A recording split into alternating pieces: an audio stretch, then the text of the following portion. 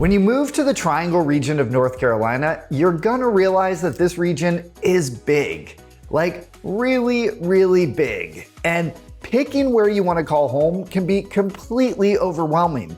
Will you make the right choice? Will you have a Costco nearby? Will you have to drive an hour to get to anything fun? So today, I'm gonna give you a high-level overview of what you can find in each part of the Triangle. So whether you're looking for city life, or cows, or a beautiful tree-lined backyard, I've got you covered. And if you stick around till the end, I'll share a great tool I've created that'll help match you to your perfect neighborhood here. But before I give away that secret, my name is Matt Martin, and not only am I a Raleigh-based realtor, but I'm also a transplant to the Triangle region, originally from LA and New York City. I've helped tons of clients just like you do exactly what we did back in 2021 and relocate to the Triangle region of North Carolina. So if you're looking to do the same, I'd love to help you too. Now, a quick geography note before we dive in. The Triangle gets its name from the 3 Tier 1 research universities that anchor the region: NC State in Raleigh, Duke in Durham, and UNC Chapel Hill. But the Triangle's actual footprint extends way beyond those 3 cities.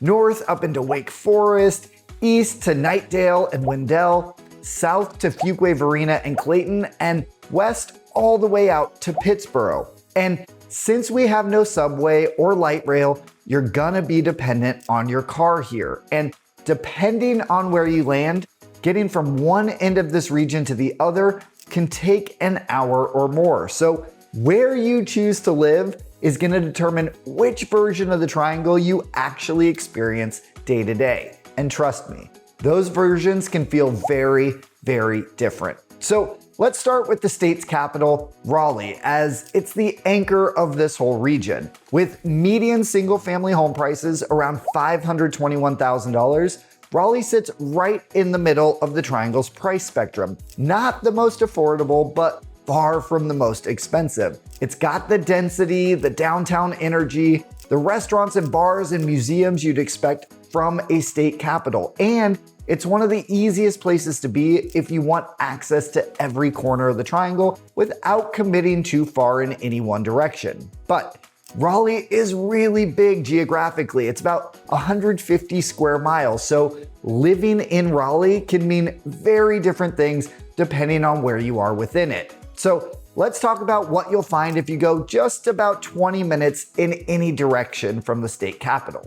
Heading west, you'll find the most established and convenient suburbs in the Triangle, like Cary, Apex, and Morrisville. This area boomed because of its proximity to RDU Airport and the Research Triangle Park, also known as RTP, which brought major employers like IBM in the 60s and Epic Games in the 90s. And as jobs poured in, planned communities followed, and Cary became the epicenter. In fact, the first planned unit development in all of North Carolina was built right here in Cary, and over 20 such neighborhoods were developed there through the 80s and 90s. The conveniences here are genuinely hard to beat. Cary has one of the region's few Wegmans, Apex is home to Costco, Morrisville is essentially right next to RDU. The Greenway system out here is fantastic. The schools consistently rank among the best in the state,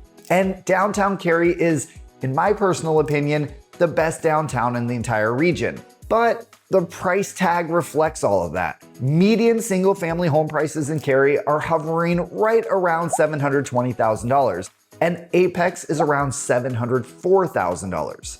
So, who's it right for? Well, if you're relocating for a job at RTP, if you want top-tier schools and maximum suburban convenience, this is definitely your zone. But if you're more budget conscious or hate the thought of living in an HOA community, the western suburbs are probably not going to be a good fit. All right, heading north of downtown Raleigh, the landscape gets noticeably greener and more forested, largely thanks to its proximity to Falls Lake.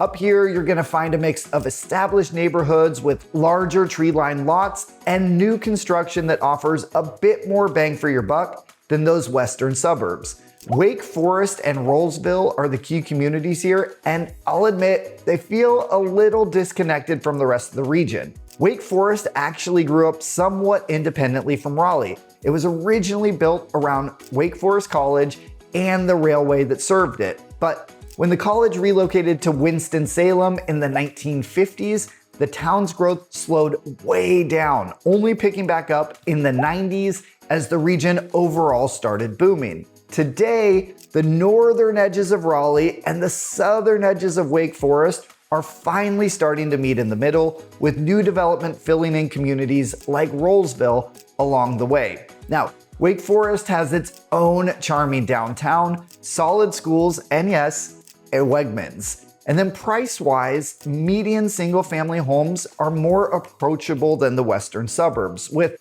Wake Forest coming in around $573,000 and Rolesville around $509,000. The main trade-off up here is traffic. Because Wake Forest grew up independently from Raleigh, there are only a handful of routes connecting the two, and they can get really painful during rush hour. So, who's this area right for? If you're looking for a bit more nature and larger lot sizes, plus the added conveniences of a growing city, then Wake Forest and Rolesville can be great options. But if you want to feel connected to everything the Triangle offers, Wake Forest can feel a little more isolated, and having to contend with Capitol Boulevard may discourage you from getting out too often. So if you're planning to commute into Raleigh or RTP daily, do yourself a favor and test drive that route at 8 a.m. on a Tuesday, either in person or by checking Google Maps before you make any decisions. All right, heading east of Raleigh, we have cities like Knightdale, Wendell, and Zebulon. This part of town had historically been slower to develop because it didn't have as easy of access to RTP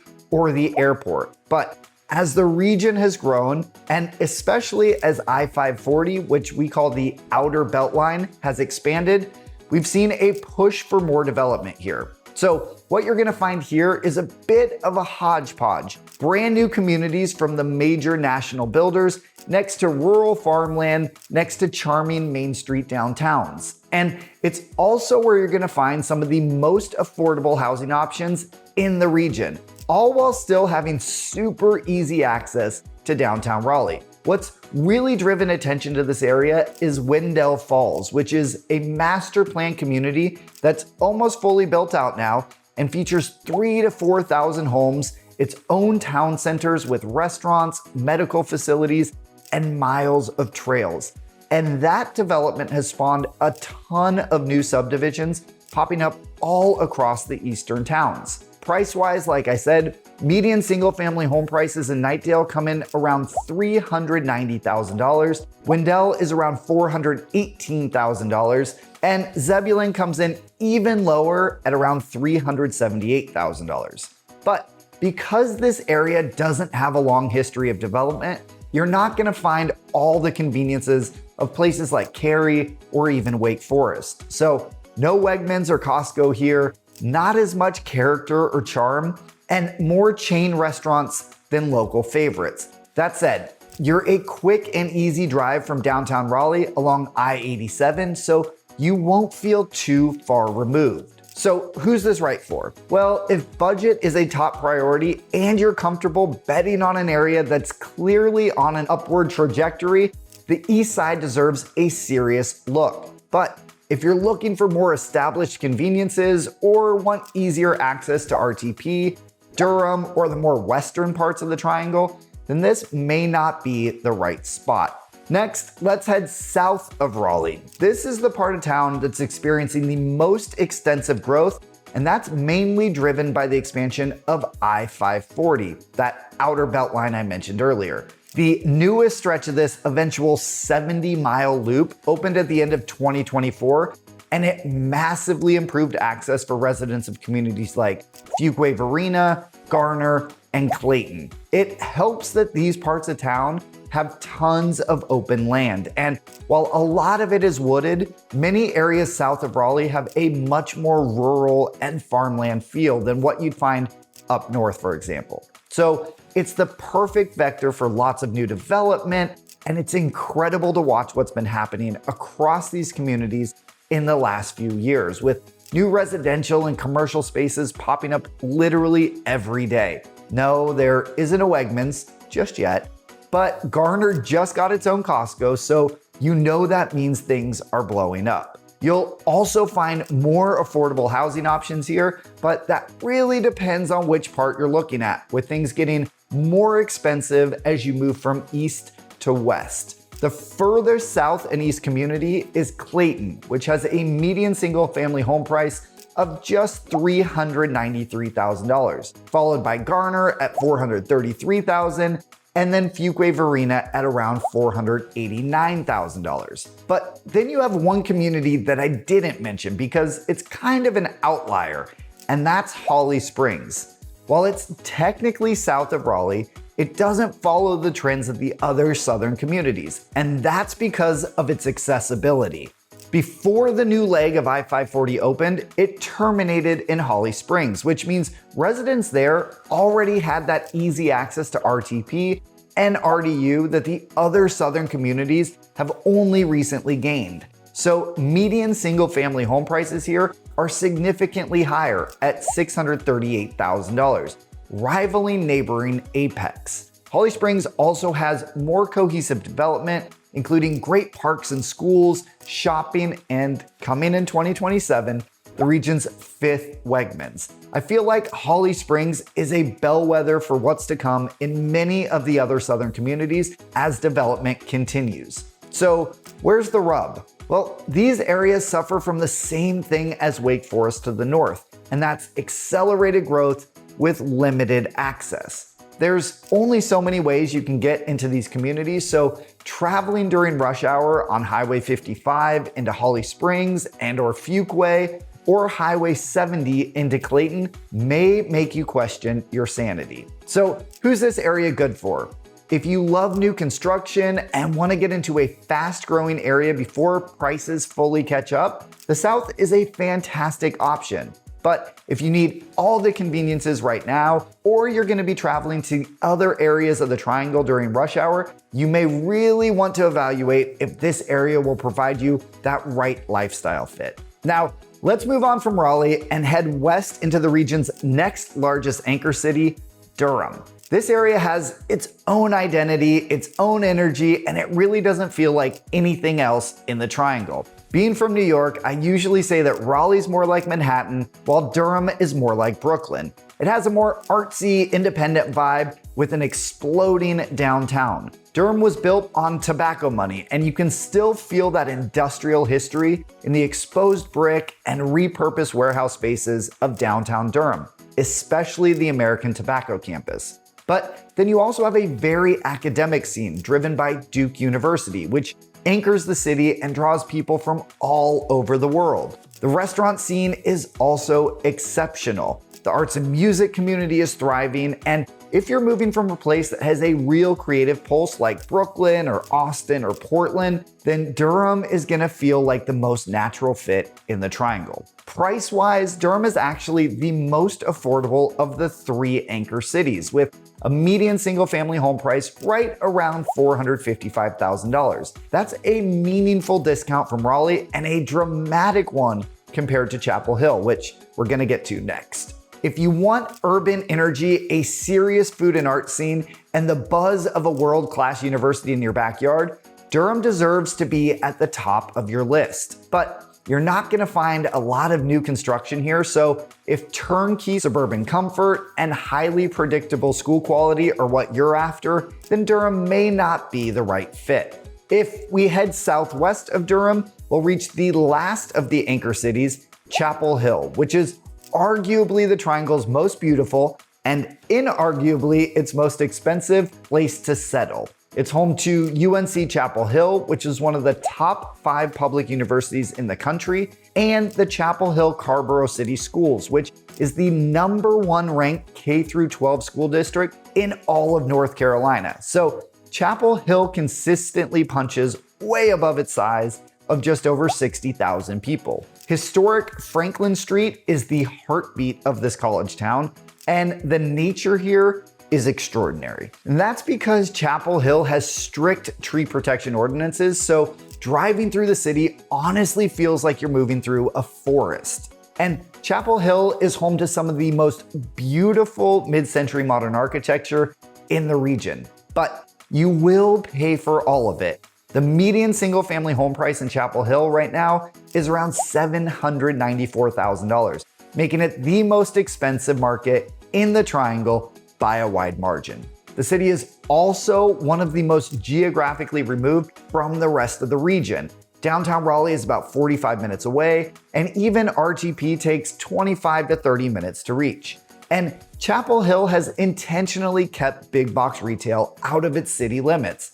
Yes, there is a Wegmans and a small urban Target on Franklin Street, but no Costco or Best Buy within the city itself. So if top tier schools, stunning natural beauty, and a true college town lifestyle are your priorities, and you've got the budget to match, then Chapel Hill is a genuinely special place to live. But if you need easy, frequent access to Raleigh, or you're working with a tighter budget, it's gonna be a tough fit. And finally, the westernmost frontier, Pittsboro and Chatham County. If you love Chapel Hill's wooded feel but want more space, a slower pace, and a slightly lower price per square foot, Chatham County is worth a very serious look right now. Two massive developments are actively reshaping this area. Briar Chapel, which is already one of the largest green certified master plan communities in the state, has 33 miles of trails, 20 parks,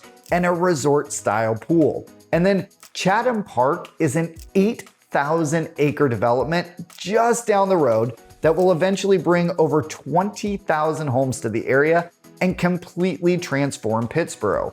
It's also going to be home to the newest Disney community, Asteria, which I've made multiple videos about. You're also just miles down the road from Jordan Lake, which is one of the region's largest lakes with its own beaches and motorized boat access, so this is a true nature lover's paradise. Median home prices in Pittsboro are running around $736,000 right now, though I'll flag that this number can swing quite a bit depending on whether you're looking at new construction within one of these master plan communities or a resale home in the surrounding area. The trade-off here is distance. Pittsboro is 45 minutes or more from downtown Raleigh, and while downtown Pittsboro is really charming and Chatham Park is bringing new amenities to the region, Pittsboro can feel a bit small town and isolated. But if you want space, trees, a slower pace of life, and you're excited to be on the ground floor of something that's clearly going to be big, then Chatham County might just be your move. Phew, that was a lot. But now that you've got the lay of the land, I want to tell you about that tool I promised at the top of this video. I've partnered with a company called Camino to create a neighborhood match survey that my clients have been loving. It's a short questionnaire that gets into how you actually live. What's your ideal Saturday look like? What you can't live without, what you're willing to trade off. Once you fill it out, you'll get a custom neighborhood match report just for you. Your top neighborhood matches across the triangle ranked by fit, an in-depth breakdown of why each one works for your lifestyle, a weekend itinerary so you can actually picture yourself there, and then a list of honorable mentions worth keeping on your radar. It's completely free, and the link is right below this video. And as always, if you're ready to start your search here in the Triangle region of North Carolina, I would love to be your guide.